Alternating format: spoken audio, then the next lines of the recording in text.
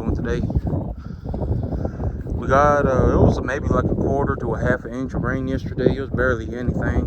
There was supposed to be a second part of the storm that came through later in the evening, but it completely missed us. Tomorrow evening it's supposed to rain. There's a 90% chance of thunderstorms tomorrow evening too, so we'll have to see how much rain we get tomorrow evening. This job that I had lined up, the man canceled. The one who wanted his field worked on, which is completely fine. Would it have been great to make an extra $350? Absolutely. Is it gonna make or break me? It's perfectly fine. It ain't gonna make or break me at all. This morning I added something to my something I am looking to buy list. Something else that I would be willing to buy right now is a sickle bar mower. I know I've been talking about this for a bit of time. I'd be willing to buy a sickle bar mower that I could run on a small tractor. That would be something that I'd be willing to buy. I'd be looking to spend about $2,000 if I was going to buy a real good one. If it was kind of I'm just gonna look for a real good one at $2,000, because I could buy a one that's kind of rusted over. I could buy one that's kind of just it is what it is, right? I could buy one for $1,000, but I'm gonna look for a good one at $2,000, a real good one at $2,000. That'd be something else that I'm willing to buy. So on my list of things that I'd be willing to buy right now, number one, I'd be willing to buy under market value cattle. Number two, I'd be willing to buy a sickle bar mower, a good sickle bar mower. Number three, I'd be willing to buy whatever I needed to grow this field for these cattle, to grow hay for these cattle, to grow grass for these cattle. I'd be willing to buy that. I got a few other things that I'd be willing to buy that I made a list of. My whole thing, but I forget off the top of my head right now. My whole thing is that, I still have about 2 months before I need that sickle bar mower. I have about 2.5 months. So if I'm gonna buy a sickle bar mower for $2,000, I can buy the best of the best. For $2,000, I can buy the absolute best sickle bar mower on the used market. I'm talking like practically new. For $4,000, I could buy a drum mower conditioner. I could buy like a practically brand spanking new mower. A drum mower for $4,000. I could buy a practically brand spanking new sickle bar mower for $2,000. So I have about 2.5 months until I need that sickle bar mower. So I'm gonna spend these next 2.5 months just keeping an eye on markets. Like when I bought my tractor, it took me a couple months before I bought that tractor. I just kept looking at markets, kept going through markets, went to go look at several tractors until I finally decided, until I saw this one and I decided that I was gonna buy it. It's about the same thing for the sickle bar mower. I'm just gonna keep an eye on the used market. I'm gonna find me a real good sickle bar mower, and I'm gonna get me a sickle bar mower, a used one, for about $2,000, and it's gonna be the best of the best. My whole thing about paying full price is that if I'm gonna pay full price, I can pay full price whenever I want, right? If I was gonna pay full price tomorrow, I could pay full price tomorrow. Or if I was gonna pay full price today, I could pay that tomorrow. I could pay it next week. It don't matter. It'll be there for full price. So there is zero reason for me to pay full price if I don't need it today.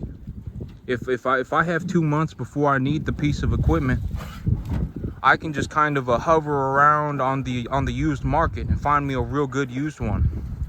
And every once in a while, I remember like a month or two ago, I see it happen all the time. About once a month, I'll see a mower for like way under market value. I mean, like people selling a practically okay. So I've seen it happen where people sell mowers for like under like 30% less than what everyone else is selling them for. Like I've seen people sell a real good sickle bar mower for like $1,500. I've seen people sell a real good I don't know what they call them, but they're like the little pull behind mowers, and you actually got to pull them instead of like oh man, these mowers, it's hard for me to describe because I don't know what the parts are called. But I have seen about once a month somebody will put a mower on the market that's just like, man, this thing is way under market value, probably $1,000 cheaper than everybody else. And usually those get sold within 2 or 3 days, within 24 hours, 2 days, 3 days, something like that. And so that's the kind of opportunity that I'm looking for right now. And with the money, I have about $4,000 in my bank account right now. And so with that much money, I'm able to just sit and watch and look for a real good opportunity. I could buy a mower. I could also buy under market value cattle if I wanted to. If I wanted to, sometimes, you know, I could buy 6-7 animals for $2,000. If somebody's having like an emergency and they need to sell their animals, like I ain't gonna show up to their farm and tell them that their animals are gonna die and that they should sell me their animals. I ain't gonna do anything like that. But every once in a while, somebody will just put animals up on the market, and they'll say these animals are need to go. I need to get rid of these animals because sometimes somebody just gets old, man. Like sometimes there's just an old timer who's like, oh man, I can't take care of these cattle anymore, and they're looking to retire, and they'll just get rid of their animals for real cheap. I could buy that, and I could buy a sickle bar mower if I wanted to, maybe even a drum mower, as long as I just keep my eyes on the market. If I just keep my eyes on the market, I just kind of hover around. It happens frequently. It happens all the time. It happens all the time. But I was working on my chisel plow yesterday. I'm gonna take y'all up to the front right here. This is what I mean by I know a couple times I've said that if I get a ½ inch of rain, if I get 3/4 inch of rain, it ain't gonna be enough rain to hydrate the field. But this is what I mean. I'll show y'all right here.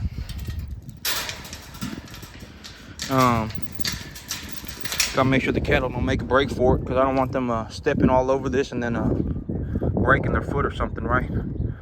But this right here, this is what I mean by a ½ inch of rain won't be enough to rehydrate this field. I mean, the field is obviously a little bit damp, right? But it's still just all individual clods. Like I can still pick the soil up. Well, I mean, it ain't as easy to pick the soil up, but you can actually still see the individual clods. And so this field, it ain't rehydrated yet. So I made a very good call a couple days ago when I decided that I wasn't going to drill this seed on Sunday, before it rained on Sunday. Because we did end up getting about that ½ inch of rain, but this field is still bone dry. This field still needs a lot more water on it. Tomorrow evening, there's a 90% chance of thunderstorms. So I'm thinking that, well, maybe this, well, I'll have to see what the okay, so here's my big thing about the weather right now is that next week it's supposed to get cold again. It's supposed to drop to about 60, 50, 60, 45. If it's 60 in the afternoon and 45 in the evening, that will so these warm season annual grasses, when they get planted, they need to have warm weather. It needs to be over 65, 70 degrees in the afternoon, preferably 75. 70, 75. It needs to stay over 70, 75 in the afternoon. If it drops under 70, the grass will get stunted, and stunted, it will carry on with the grass for the rest of its life. So the grass will grow slowly its entire life because it will have gone stunted. So the big thing is right now, even if I had, let's say I had irrigation, right? Let's say I had a pivot and I put another ½ inch of water on this field with that ½ inch of rain that came through here, and I got this soil compacted back together, I would still have to wait. I would still have to wait until this last little mini cold front blows through here, because it needs to be over 75, 70 degrees Fahrenheit in the afternoon. If it drops to 45 in the evening, the grass will stunt permanently, and then I'll be stuck with the Sudan grass that just kind of grows a little bit slower the entire year. This Sudan grass is what I'm going to be relying on heavily to feed the cattle through these warm months. And that pearl millet in the back that I was going to plant, well, the major reason for the pearl millet that I'm planting back there, it ain't for hay. It's to grow these cattle a forage so that they can chew on it. They can walk around the field and chew on it. that forage, well, if I think about it like that, the ryegrass is just as good, right? I mean, the cattle can still walk around and chew on the ryegrass. And so in terms of a forage, that's perfectly fine that they got ryegrass back there right now. If I'm going to plant pearl millet, I can plant that pearl millet when it's warmer, when I have this Sudan grass growing. Because the big thing about that ryegrass back there right now is when it gets warm, the grass will die. The grass will begin to die when it hits about 90 degrees in the afternoon. Whereas pearl millet will grow extremely well when it's 90 degrees in the afternoon. So later in the summer, that field of grass back there will actually be completely gone. Just naturally, it will just completely die off. And so I have to replant that field. And so, well, right now I was like, you know what, I'm just gonna work on something else, because if I drilled this field right now, you know, even if I had enough rain and I had enough moisture and the field was flat, I could even if that happened, it would still be too cold. So I just figured I'm gonna work on something else right now. So I've been working on this chisel plow. This chisel plow, I'm gonna get it all set up. I actually got to count how many shanks are on here right now. That was one thing that I was gonna do this morning, but I pulled the broken shanks out of here. You can see, oh man, I ain't gonna touch it, dang it, I just forgot. There's a whole bunch of grease on them because I had to grease them up real good to get them out, because they were wedged up in there. I mean, they were rusted on there real good. There's a lot of rust on them. There's a lot of grease on them too, so I ain't gonna touch that, or there's gonna be grease on my hands all day. But these two were broken. This one was the one up front right there, and this one was the one back here. And I had to sit here for like 2 hours yesterday with a pneumatic drill and a can of the rust bolt blaster, and to get these shanks out of here. But when I realized, well, this U-bolt right here, something happened with this U-bolt, and the threading on the bolts is completely jacked up, and so I can't get this bolt off of here. And so yep, I got to angle grind this, is what I'm guessing. I'm gonna have to take an angle grinder to this and cut this out of here. And if I can, I'd like to salvage these plates so that I can get a new pair of U-bolts for maybe $10, and I can just reuse these plates and just stick another shank in there. But my big thing right now is I'm gonna work on the instead of sitting there looking at the field and going, oh my god, what am I gonna do? I want to plant my grass. Instead of doing that, I'm just gonna work on something else. And what I'm gonna work on is this chisel plow. I'm gonna get these old chisels out of here, and I'm gonna put some new I'm gonna put the sweep heads on there. I really want to put sweep heads on there, and so I'm gonna do that. When I originally looked at this chisel plow, I thought that the owner had done this to make the chisel plow, had made the shanks come out this way to make the chisel plow less of a deep tillage tool, so that it just scraped the dirt. And I thought that originally the shanks were supposed to go into the ground like that. I thought I was supposed to turn these U-bolts over so that the shank is going into the ground like that instead of coming out like this. But what I found out is that this plow is actually designed like this. Like, I'm supposed to use it like this. And so well, this plow was made in like the 1960s, early 1960s.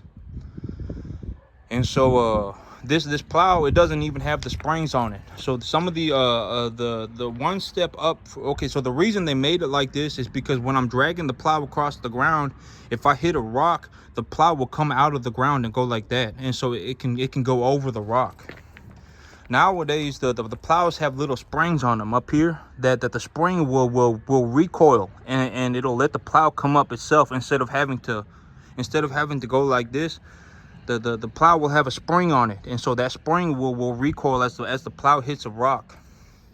And so but this plow right here, you know, if I don't have a real rocky field. I have some small rocks. Most of the rocks are going to be like this. But even if I did have like it ain't, my field ain't real rocky. If I had a field with a lot of rocks on it, I would want those springs on there because it would put less wear and tear on the cultivator heads. But it's in terms of what I'm doing, it's perfectly fine. But these chisel plows, I'm gonna take these chisels off here, and I gotta order them. That's what I'm gonna do later today. I'm gonna order some sweep heads. I'm gonna pull these chisels off of it. I'm gonna space these well, I'm gonna see how many of these U-bolts and plates that I have, and then I'm going to well, okay, so I can buy sweep heads from anywhere from 4 inches up to 4 feet, or 2 feet, 48 inches. And so I can buy a 4-inch sweep head, but I can also buy a 48-inch sweep head. And so if I bought a 48-inch sweep head and this plow frame is 10 feet, I would only need 5 sweep heads to cover the entire length of the plow. And so I'm going to measure this. I'm going to see how many U-bolts and plates I have, and then I'm going to order. I can buy these sweep heads and sit in at 4 inches, then a foot, then a foot and a half, 8. It's like there's all sorts of sweep heads. They go from a foot up to 4 inches up to 48 inches, all sorts of different sizes. So I just got to measure the frame of this plow. I got to see how many of these U-bolts I have. I got to see how many of these and then I got to figure out what size of a plow head I need, and then I'm going to order them and I'm going to put them on here. Because, well, okay, so these shanks right here, this is called a C shank. If I went on Google right now and I looked up sweep plow, or I looked up chisel plow C shank, this would come up right here, this part right here. And this is the shank head on it. This is the part that actually digs into the ground and busts up the soil. And this part right here is only stuck on here with a couple of bolts. And so I can pull these chisel teeth off of the plow just by removing those 2 bolts, and I can reuse these shanks. The thing about these shanks, I was looking at different parts yesterday to get an estimate of what it's going to cost me, and so I can use this plow for the least amount of money, right? And I can use this plow properly the way I would like to use it. And if I was going to order a new shank, I'd have to replace all of these shanks. This plow was made in the 1960s.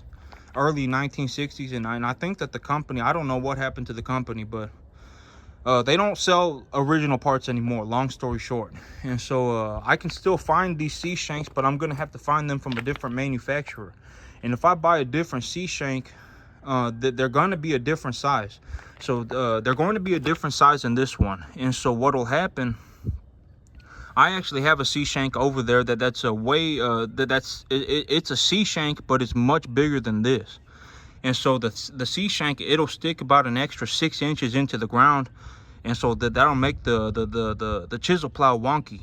And so if I'm gonna replace one C shank, I need to replace them all. And if I replace them all, that's gonna cost me like $400, like $400 or $500, and then I'm gonna have to spend another $200 on the sweep heads.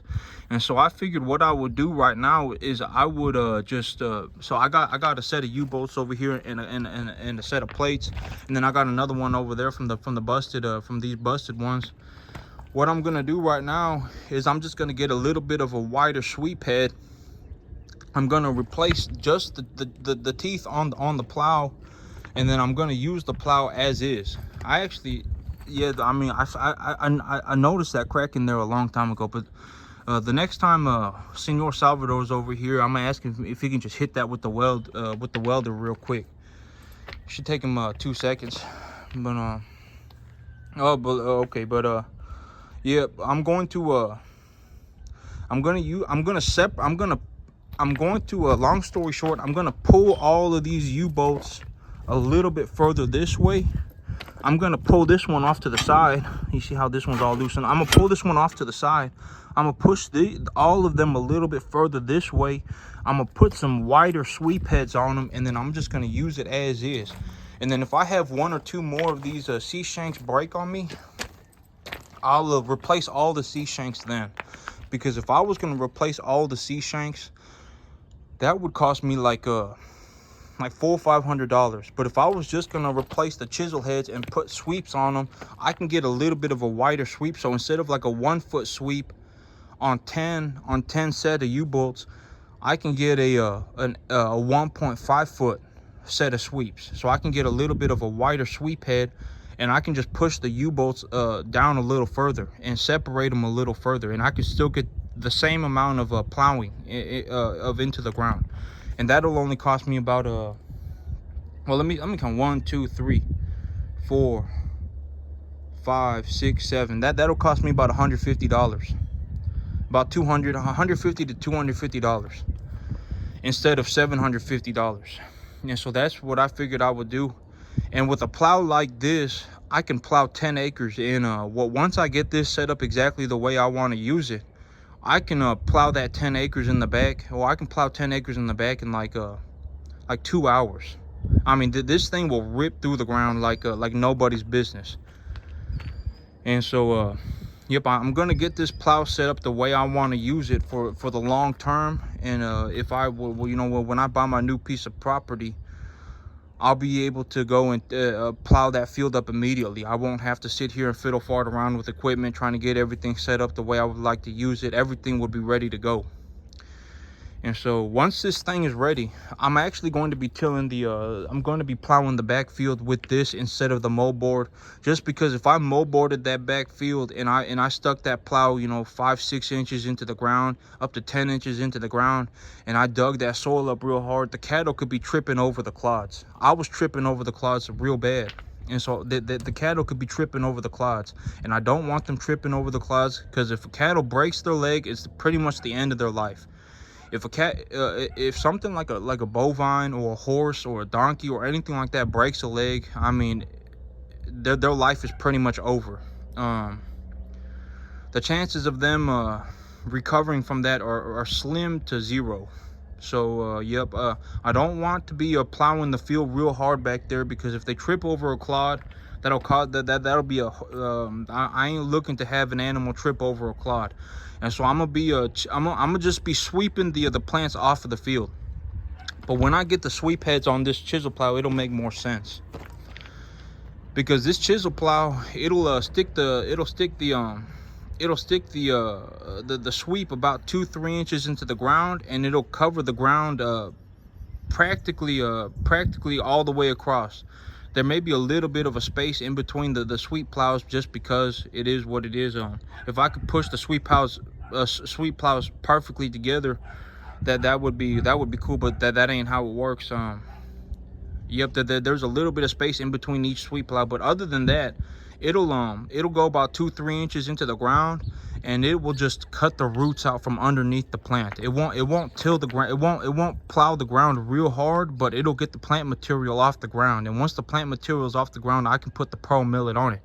Also, the great thing about this chisel plow is that it takes very, very, very little effort from my tractor. This big old tractor right here, it takes very, very, very little effort from this tractor.